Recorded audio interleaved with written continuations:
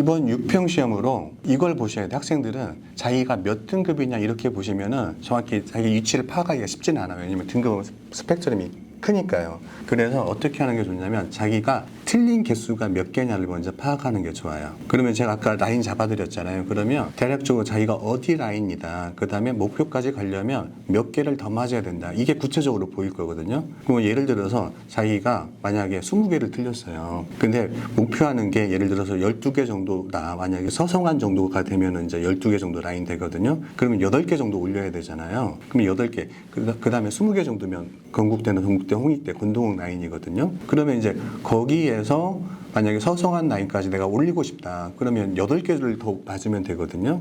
8개를 더 맞으면 되는데, 그러면 이제 과목별로 2개 정도 올리면 되겠죠. 그러면 이제 자기가 틀린 거를 분석하는 거예요.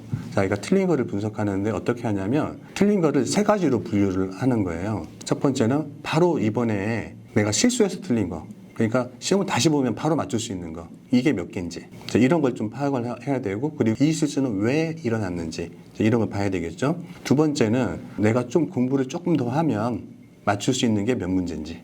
그 다음에 나머지 3번째는 너무 어려워서 내가 이거는 공부해도 잘 안 될 것 같은 게 몇 문제인지. 이렇게 이제 분류를 하면 자기가 현실적으로 다음 시험에 몇 개를 더 맞을 수 있을지 이게 어느 정도 보일 거예요. 구체적으로. 이게 목표가 명확하게 보이는 게 좋거든요. 막연하게 열심히 해가지고 등급 올리자 이렇게 해버리면은 이게 이제 목표가 막연하니까 공부도 막연하게 되거든요. 그러면 이제 이렇게 해가지고 내가 그러면 어떤 문제를 더 맞춰야 되겠다라고 하는 게 보이면 거기에 대한 목표 설정이 될 거거든요. 예를 들어서 국어에서 내가 이번에 어떤 비문학이 약했다 그러면 비문학을 예를 들어서 내가 그거를 공부하기 위해서 하루에 어떤 특정한 시간을 잡아가지고 예를 들어서 15분이면 15분 정도 잡아가지고 매일 비문학 한 지문을 문제 풀고 분석하고 이걸 하는 거죠. 매일. 그렇게 되면 이제 거기에 대해서 나중에는 한 달 정도 지나면 이런 상황이 될 수도 있어요. 이 유형이 문제에 나왔으면 좋겠네? 이런 생각이 들 거예요. 그러면 이제 그런 부분에서 하나씩 지워나가게 되면 그게 20개에서 8개만 올려도 각 과목에서 2개만 올려도